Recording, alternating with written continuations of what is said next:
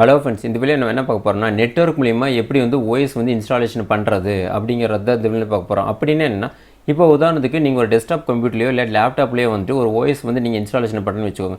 அதில் வந்து நம்ம எப்படி வந்து நம்ம இன்ஸ்டால் பண்ணுவோம், ஒரு பென்ட்ரைவ் மூலிமா இன்ஸ்டால் பண்ணுவோம், இல்லாட்டி வந்துட்டு டிவிடி மூலிமா போடுவோம், இல்லாட்டி வந்து ஏதோ ஒரு எக்ஸ்டர்னல் ஹார்ட் டிஸ்கில் போட்டபிள் பண்ணி இந்த மாதிரி ஏதோ ஒரு டைப்பில் நம்ம வந்து ஓஎஸ் வந்து இன்ஸ்டாலேஷன் பண்ணுவோம். அதுக்கு பதிலாக வந்துட்டு நீங்கள் நெட்வொர்க் கேபிள் மட்டும் இருந்தால் போதும், நீங்கள் மல்டிபிள் கம்ப்யூட்டருக்கு வந்து அட் அ டைமில் வந்து நீங்கள் ஓஎஸ் வந்து இன்ஸ்டாலேஷன் பண்ணிக்க முடியும். இதுக்கு வந்து என்னென்ன தேவைன்னா, ஜஸ்ட்டு வந்துட்டு உங்களுடைய நெட்வொர்க்கில், அதாவது நீங்கள் வந்து கம்ப்யூட்டர் வந்து இன்சார்ஜாக இருக்கலாம், இல்லாட்டி வந்து லேப் இன்சார்ஜாக இருக்கலாம். அதெல்லாம் பார்த்தீங்கன்னா, இப்போ உதாரணத்துக்கு நீங்கள் ஒரு லேப் இன்சார்ஜாக இருந்தீங்கன்னா அட் அ டைமில் வந்து ஒரு 50 கம்ப்யூட்டர் 100 கம்ப்யூட்டர் வந்து இன்ஸ்டாலேஷன் பண்ணிங்கன்னா இந்த மெத்தட் வந்து நீங்கள் ட்ரை பண்ணி பார்க்கலாம். இதுக்கு வந்து ஜஸ்ட் வந்துட்டு உங்களுடைய நெட்வொர்க்கில் வந்து ஜஸ்ட்டு லேன் மட்டும் கனெக்ஷன் இருந்தால் போதும்.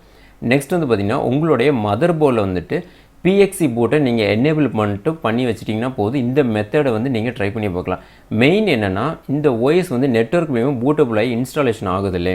இதுக்கு வந்துட்டு மெயினாக வந்துட்டு நீங்கள் மைக்ரோசாஃப்ட் வெப்சைட்லேயே போயிட்டு Windows 7, 8, 10, 11 இந்த மாதிரி அதனுடைய வெப்சைட்லேயே போயிட்டு அந்த ISO நீங்கள் டவுன்லோட் பண்ணால் மட்டும்தான் உங்களுக்கு வந்து நெட்வொர்க்கில் வந்து பூட்டபிள் வந்து ஒர்க் ஆகும். நீங்கள் தேர்ட் பார்ட்டியில் இருக்கிற ஏதோ ஒரு ஓஎஸை வந்து கஸ்டமைஸ் பண்ணதை எடுத்து போட்டிங்கன்னா இதில் வந்துட்டு உங்களுக்கு சப்போர்ட் ஆகாது. ஓகே, இதுக்கு வந்து நம்ம ஃபஸ்ட் டைம் நீங்கள் கற்றுக்கிறீங்கன்னா ஒரு 2 கம்ப்யூட்டர் வந்து எடுத்துக்கோங்க. நெக்ஸ்ட்டு கண்டிப்பாக வந்து உங்களுக்கு ஒர்க் ஆகும். ஃபஸ்ட் டைம் நீங்கள் பண்ணுறப்ப உங்களுடைய நெட்வொர்க்கில் வந்து ஏதாவது ப்ராப்ளம் இருந்துச்சுன்னா, ஏதாவது ஸ்டக் ஆகுமா அப்படிங்கிறத டவுட்டு வந்துச்சுன்னா, ஃபஸ்ட் டைம் வந்து நீங்கள் 2 கம்ப்யூட்டர் வச்சு ஃபுல்லாக வந்து செக்அப் பண்ணி வச்சுட்டு நெக்ஸ்ட் வந்து உங்கள் கம்ப்யூட்டரில் வந்து ஜஸ்ட் வந்துட்டு உங்களுடைய சுவிட்சில் போட்டு நீங்கள் தாராளமாக உங்களோட நெட்வொர்க்கில் எந்த சிஸ்டத்துக்கு வேணால் நீங்கள் ஓஎஸ் வந்து இன்ஸ்டாலேஷன் பண்ணிக்க முடியும். இதுக்கு வந்து பார்த்தீங்கன்னா உங்களுடைய டெஸ்க்டாப் எடுத்துக்கலாம், இல்லாட்டி வந்து லேப்டாப் எடுத்துக்கலாம், இல்லாட்டி வந்து நீங்கள் ரெண்டுமே லேப்டாப் டெஸ்க்டாப் நீங்கள் எது வேணால் எடுத்துக்கலாம்.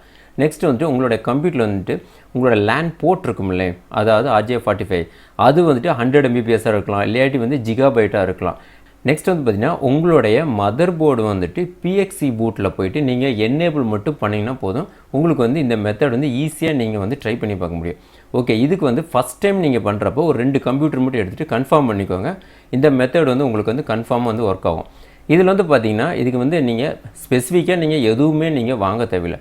இந்த மெத்தடை வந்து நீங்கள் ட்ரை பண்ணி பார்க்குறதுக்கு நீங்கள் ஸ்பெசிஃபிக்காக நீங்கள் வந்து எதுவுமே நீங்கள் பண்ண தேவையில்லை. உங்கள் நெட்வொர்க்கில் போய்ட்டு ஒரே ஒரு டூலை மட்டும் நீங்கள் உங்களுடைய கம்ப்யூட்டரில் மட்டும் இன்ஸ்டால் பண்ணிவிட்டு அதை ரன் பண்ண விட்டுட்டிங்கன்னா போதும். ஆட்டோமேட்டிக்காக உங்கள் நெட்வொர்க்கில் இருக்கிற எல்லா கம்ப்யூட்டருக்கும் வந்து இந்த மாதிரி ஓஎஸ் வந்து இன்ஸ்டாலேஷன் ஆயிரும். இப்போ எப்படி வந்து கான்ஃபிகரேஷன் பண்ணுறது அப்படிங்கிறத பார்க்கலாம். எந்த சிஸ்டத்திலிருந்து உங்களுக்கு வந்து எல்லா கம்ப்யூட்டரும் நீங்கள் இன்ஸ்டாலேஷன் பண்ணணும்னு நினைக்கிறீங்களோ அந்த கம்ப்யூட்டரில் வந்து நீங்கள் ஒரு ஃப்ரீ ஸ்பேஸ் வந்து ஒரு 10 GB மட்டும் வச்சுக்கோங்க. மற்றபடி உங்களுக்கு வந்து எதுவுமே வந்து ஸ்பெசிஃபிக்காக உங்களுக்கு வந்து எதுவுமே தேவையில்லை.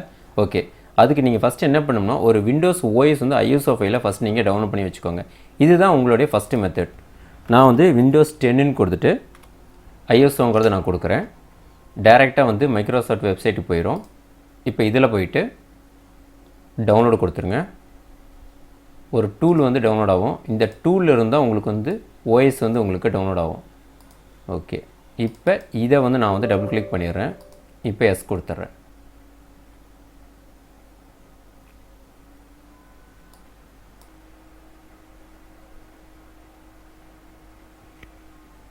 ஓகே, இதில் வந்துட்டு இந்த கிரியேட் இன்ஸ்டாலேஷன் இருக்குல்ல, இதை கிளிக் பண்ணிவிட்டு நெக்ஸ்ட்டு கொடுத்துருங்க.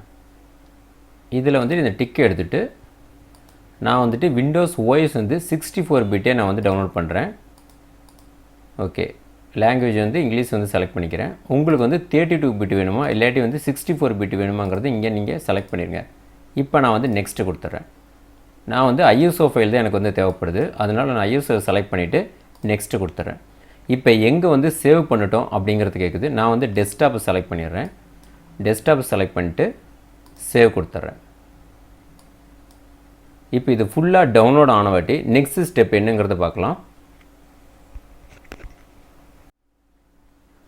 ஓகே, இப்போ வந்து ஓஎஸ் வந்து டவுன்லோட் ஆயிடுச்சு. இதோட டோட்டல் சைஸ் வந்து பார்த்திங்கன்னா 4.55 GB இருக்குது. அதாவது Windows 10 64 பிட்டு. இப்போ நெக்ஸ்ட்டு வந்துட்டு ஒரு டூல் வந்து நீங்கள் டவுன்லோட் பண்ணிடுங்க. அதேமாரி கூகுளில் போயிட்டு இது வந்து ஒரு ஃப்ரீ டூல் தான். இதில் வந்துட்டு ஐன்னு போட்டுக்கோங்க. நெக்ஸ்ட்டு வந்து வென்டாய் அப்படிங்கிறது இப்படி டைப் பண்ணிடுங்க. இப்போ வந்து என்ட்ரு கொடுத்துருங்க. இந்த லோகோ வந்து இப்படி தான் இருக்கும். இப்போ இதில் வந்துட்டு இப்படி கிளிக் பண்ணிடுங்க ஃபஸ்ட் லிங்க்கை. ஓகே, இப்போ வந்துட்டு நீங்கள் டவுன்லோடு கொடுத்துருங்க. இப்போ நெக்ஸ்ட்டு வந்துட்டு இந்த டவுன்லோடு லிங்க்கு கீழே வந்துட்டு ஒரு லிங்க் இருக்கும் பாருங்கள், PXE ரிலீஸுங்கிறது. இதை வந்து இப்படி கிளிக் பண்ணிடுங்க. ஓகே, அப்படியே வந்துட்டு நீங்கள் டவுன் வந்துடுங்க. இப்போ இதில் வந்துட்டு நீங்கள் OS வந்து என்ன வச்சுருக்கீங்க அப்படிங்கிறது அதுக்கு தகுந்த மாதிரி நீங்கள் 32 பிட்டா 64 பிட்டா அப்படிங்கிறத நீங்கள் டவுன்லோட் பண்ணிடுங்க. நான் வந்து 64 பிட் OS வச்சுருக்கேன், அதனால் நான் வந்து 64 பிட்ஸ் நான் வந்து செலக்ட் பண்ணிடுறேன். எங்கே வந்து சேவ் பண்ணுன்னு கேட்குது, டெஸ்க்டாப் செலக்ட் பண்ணிட்டு நான் வந்து சேவ் கொடுத்துட்றேன். அவ்வளோதான், டவுன்லோட் ஆகிடுச்சு. இந்த டூல் வந்து பார்த்தீங்கன்னா நீங்கள் வந்து இன்ஸ்டாலேஷன் நீங்கள் வந்து எதுவுமே நீங்கள் வந்து பண்ண தேவையில்லை. இப்போ இதை ரைட் கிளிக் பண்ணிட்டு நான் வந்து எக்ஸ்ட்ராக்ட் கொடுத்துட்றேன். ஓகே, இந்த ரேர் ஃபைல் ஓரமாக வச்சுட்டு இப்போ இந்த டூலை வந்து நான் வந்து இந்த மாதிரி டபுள் கிளிக் பண்ணிவிட்டு நான் வந்து ஓப்பன் பண்ணிடுறேன். இதில் வந்துட்டு இந்த ஃபோல்டரு இந்த மாதிரி நீங்கள் ஓப்பன் பண்ணி வச்சுக்கோங்க. ஓகே, இதில் வந்துட்டு இந்த EXE ஃபைல் இருக்க பாருங்கள், வெண்டாய்ங்கிறது வெண்டாய், இதை நீங்கள் ரைட் கிளிக் பண்ணிவிட்டு ரன் அஸ் அட்மினிஸ்ட்ரேட்டர் கொடுத்துட்டு எஸ் கொடுத்துருங்க. நீங்கள் வந்துட்டு ஆன்டிவைரஸ் இல்லாட்டி வந்து ஃபயர்வால் ஏதாவது வச்சுருந்தீங்கன்னா ஃபஸ்ட் டைம் வந்து உங்களுக்கு வந்து அலோவ் கேட்கும், இந்த மாதிரி நீங்கள் அலோவ் கொடுத்துருங்க. அவ்வளோதான். இப்போ வந்து இந்த டூல் வந்து இந்த மாதிரி உங்களுக்கு வந்து ஓப்பன் ஆகிடுச்சு பாருங்கள். இதில் நீங்கள் எந்த விதமான கான்ஃபிகரேஷன் நீங்கள் வந்து எதுவுமே நீங்கள் பண்ண தேவையில்லை. ஜஸ்ட்டு வந்துட்டு உங்களுடைய ISO ஃபைலை மட்டும் நீங்கள் லொக்கேஷனில் வந்து போட்டிங்கன்னா போதும். அதே மாதிரி இங்கே வந்து நீங்கள் ரன் கொடுத்தீங்கன்னா போதும். இப்போ வந்து பார்த்தீங்கன்னா கான்ஃபிகரேஷன் மேக்கு ஓகே, இதில் வந்து நீங்கள் OS போட்டிங்கன்னா இந்த இடத்துல உங்களுக்கு வந்து வந்துடும். ஓகே, அது எப்படிங்கிறத நான் சொல்லிடுறேன். இதை நான் வந்து இந்த டூலை ஓப்பன் பண்ணி வச்சேன்ல, இதை நான் ஓரமாக வச்சிடுறேன். இப்போ வந்து நீங்கள் என்ன பண்ணணும்னா இந்த ஃபோல்டருக்குள்ளாரையே நான் வந்து மறுபடியும் ஓப்பன் பண்ணி காட்டுறேன். அந்த வெண்டாய்க்குள்ளே ஓப்பன் பண்ணிவிட்டு இந்த ISOன்ற ஒரு ஃபோல்டர் இருக்குது பாருங்கள், இதில் வந்து பார்த்தீங்கன்னா எம்டியாக தான் இருக்கும். இதில் போயிட்டு நீங்கள் டவுன்லோட் பண்ண OSஐ இதில் நீங்கள் போட்டுருங்க. வேறு ஒன்றும் நீங்கள் பண்ண தேவையில்லை. கட் பண்ணி நான் வந்து இந்த ஃபோல்டருக்குள்ளே அதாவது இந்த ISOங்கிற ஃபோல்டருக்குள்ளே நான் வந்து போட்டுட்டேன். அவ்வளோதான். இப்போ நான் வந்து இந்த டூலை நான் வந்து ஓப்பன் பண்ணி வச்சுருக்கேன்ல, இப்போ நான் இதை வந்து ரெஃப்ரெஷ் கொடுக்குறேன். அவ்வளோதான். நீங்கள் டவுன்லோட் பண்ண OS வந்து இங்கே வந்து உங்களுக்கு செலக்ட் ஆயிரும். அவ்வளோதான் இதனுடைய சிம்பிள் செட்டப். நெக்ஸ்ட்டு வந்துட்டு பூட் இன்ஃபர்மேஷனில் போயிட்டு இதில் வந்துட்டு இந்த க்ரீன் கலர் இருக்க பாருங்கள், இங்கே நீங்கள் ஸ்டார்ட்டுன்னு நீங்கள் கொடுத்தீங்கன்னா போதும். அவ்வளோதான். நீங்கள் வந்து எதுவுமே நீங்கள் பண்ண தேவையில்லை. இது வந்து பார்த்தீங்கன்னா ஃபுல்லாக வந்து ஃப்ரீ எடிஷன் தான். கீழே பாருங்கள், இது வந்து எக்ஸ்பை ஆயிருமோ இல்லாட்டி வந்து ஏதாவது கொஞ்ச நாள் ஒர்க் ஆகாத போயிருமோ அப்படிங்கிறது உங்களுக்கு வந்து எந்த மாதிரி டவுட்டும் வேண்டாம். இது வந்து ஒரு ஃப்ரீ எடிஷன் தான். அதேமாரி DHP உங்களுடைய சிஸ்டத்திலிருந்து நீங்கள் கிளைண்ட், அதாவது ஒரு 10 கம்ப்யூட்டருக்கு வந்து நீங்கள் OS போகிறீங்கன்னா எந்த IP அட்ரஸ் வந்து உங்களுக்கு வந்து எடுத்துக்கும் அப்படிங்கிறது டவுட் இருக்கும். இதில் வந்து பார்த்திங்கன்னா ஆட்டோமேட்டிக்காக DHP வந்து அதே வந்து IP வந்து உங்களுக்கு வந்து ப்ரொடியூஸ் ஆயிரும். அதாவது உங்களுடைய கிளைண்ட் கம்ப்யூட்டருக்கு வந்து IP வந்து நெட்வொர்க் மூலியமாகவே பயாஸ் மூலிமா உங்களுக்கு வந்து போயிடும். ஏன்னா ஒரு சர்வர் இருந்து ஒரு கிளைண்ட்டுக்கு வந்து நீங்கள் கனெக்ட் பண்ணணும்னா ஒரு IP அட்ரஸ் வந்து வேணும் இல்லையே. அதனால் இந்த IP அட்ரஸ் வந்து நீங்கள் வந்து எதுவுமே நீங்கள் வந்து கொடுக்க தேவையில்லை. டிஃபால்ட்டாக வந்து அதுவே உங்களுக்கு வந்து எடுத்துக்கும் பாரு. இப்போ வந்துட்டு கான்ஃபிகரேஷனில் போயிட்டு ஓகே வந்து பார்த்திங்கன்னா இந்த இமேஜ் மேனேஜ்மெண்ட்டில் நீங்கள் என்ன OS வந்து வச்சுருந்தீங்களோ அப்படியே உங்களுக்கு வந்து இங்கே காட்டிடும். அவ்வளோதான். இப்போ வந்துட்டு கான்ஃபிகரேஷனில் ஓகே, இதில் வந்துட்டு இந்த பூட் இன்ஃபர்மேஷனில் போயிட்டு ஜஸ்ட்டு நீங்கள் இதை ஸ்டார்ட் மட்டும் கொடுங்க. அவ்வளோதான். இப்போ நீங்கள் ஸ்டார்ட்னு கொடுத்த உடனே இந்த ரன்னிங் நவும் வந்துட்டு கீழே வந்து இந்த க்ரீன் கலர் ரன்னிங் ஒரு ஆப்ஷன் வந்துருச்சுன்னா உங்களுக்கு OS வந்து இன்ஸ்டாலேஷன் ஆயிரும்.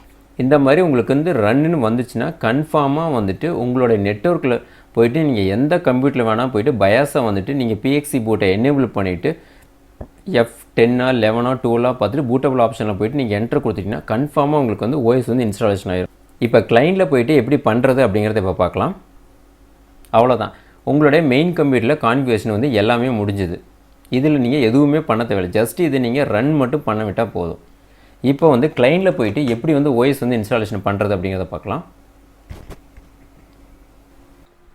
இப்போ எப்படி வந்து கிளைண்ட் சிஸ்டத்துலேருந்து OS போடுறது அப்படிங்கிறத பார்க்கலாம். இதில் வந்து பார்த்திங்கன்னா உங்களோட மெயின் கம்ப்யூட்டரில் வந்து பார்த்திங்கன்னா இந்த டிவைஸ் லிஸ்ட் இருக்கும் பாருங்கள், IP address, MAC ID, next வந்து பயாஸ் மோடு, அப்போ ஸ்டேட்டஸ். இது எதுக்குன்னா நீங்கள் எந்த சிஸ்டத்தில் வந்து நீங்கள் OS போகிறீங்களோ அந்த சிஸ்டத்தோட மேக் ஐடி வந்து உங்களோட சிஸ்டத்தில் வந்து காட்டும். ஓகே, இப்போ வந்து பார்த்திங்கன்னா இந்த டெல் லேப்டாப்பில் ஆல்ரெடி நான் வந்து Windows 11 வந்து போட்டு வச்சுருக்கேன்.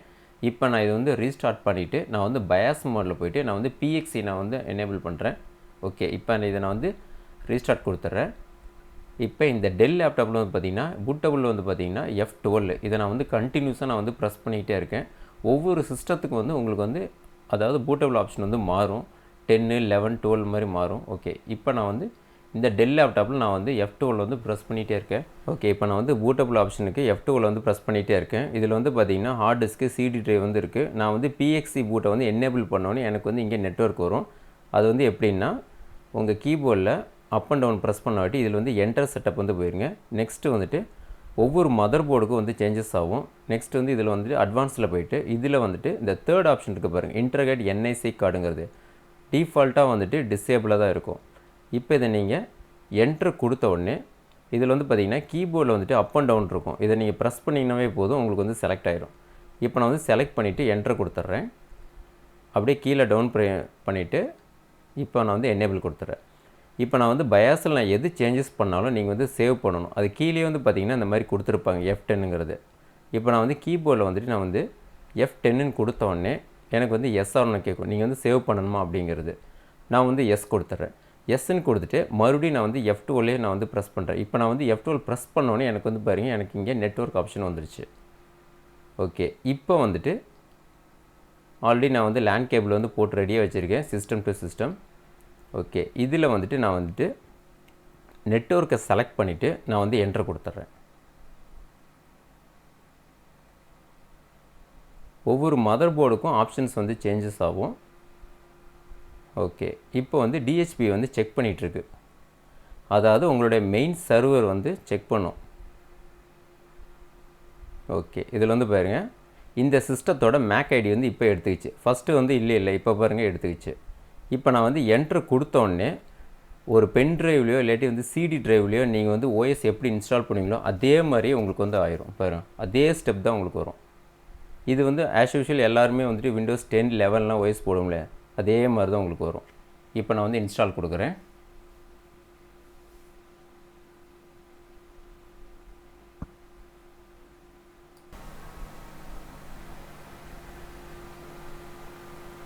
ஓகே, இப்போ வந்து நெக்ஸ்ட் வந்து பார்த்திங்கன்னா உங்களுடைய OS வந்து உங்களுக்கு என்ன வேணும் அப்படிங்கிறது கேட்குது. ப்ரொஃபஷ்னலாக இல்லாட்டி வந்து ஹோமா இல்லாட்டி வந்து அல்டிமேட்டான்னு கேட்கும். நான் வந்து ப்ரோ எடிஷனே நான் வந்து போட்டுறேன். இப்போ நான் வந்து நெக்ஸ்ட் கொடுத்துட்றேன்.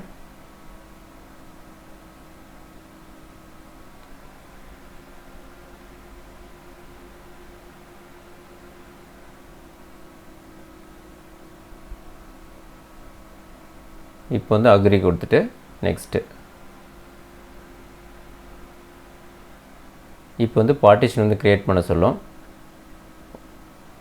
இப்போ வந்துட்டு நீங்கள் சி ட்ரைவ் மட்டும் நீங்கள் ஃபார்மேட் பண்ணுறீங்களா இல்லாட்டி வந்து ஃபுல்லாகவே ஃபார்மேட் பண்ணுறீங்களா நீங்களே டிசைட் பண்ணிக்கோங்க. நான் வந்து ஃபுல்லாகவே ஃபார்மேட் பண்ணிடுறேன்.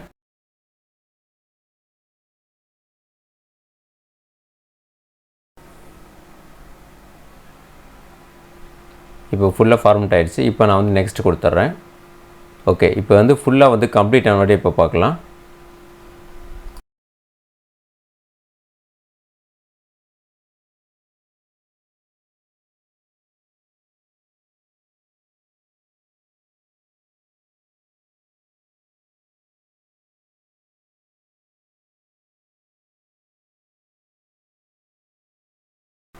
ஓகே, இப்போ வந்து OS வந்து கம்ப்ளீட் ஆகிடுச்சு. ஒரு பென்ட்ரைவில் நீங்கள் வந்து OS போட்டிங்கன்னா எவ்வளோ டைம் எடுத்துக்குமோ அதை விட கம்மியான டைம் தான் உங்களுக்கு வந்து நெட்வொர்க் மூலிமா நீங்கள் வந்து OS வந்து இன்ஸ்டாலேஷன் பண்ணுறப்போ உங்களுக்கு வந்து டைம் எடுத்துக்கும். இதில் வந்து பார்த்திங்கன்னா நீங்கள் நெட்வொர்க்கில் பண்ணுறப்ப ரெண்டு விஷயம் நீங்கள் வந்து கவனிக்கணும். ஒன்று வந்து பார்த்திங்கன்னா உங்கள் நெட்வொர்க்கில் வந்துட்டு 100 பாட் சுவிட்ச் இருந்துச்சுன்னா கொஞ்சம் லேட்டாக தான் உங்களுக்கு வந்து டவுன்லோட் ஆகும், அதாவது வந்து OS வந்து இன்ஸ்டாலேஷன் ஆகும். இதே வந்துட்டு உங்கள் நெட்வொர்க்கில் ஃபுல்லாகவே ஜிகாபைட் சுவிட்சாகவே இருந்துச்சுன்னா உங்களுக்கு வந்து சீக்கிரமாக ஒரு 2 நிமிஷம் கூட ஆகாது உங்களுக்கு வந்து OS வந்து இன்ஸ்டாலேஷன் ஆயிரும். இன்னும் வந்து டெப்த்தாக வந்துட்டு நான் வந்து செகண்ட் பார்ட்டில் வந்து நான் வந்து சிம்பிளாக சொல்லிடுறேன். ஓகே ஃப்ரெண்ட்ஸ், இந்த மெத்தட் நீங்களும் வந்து ட்ரை பண்ணி பாருங்கள். இது ரொம்ப ஈஸியான மெத்தட் தான்.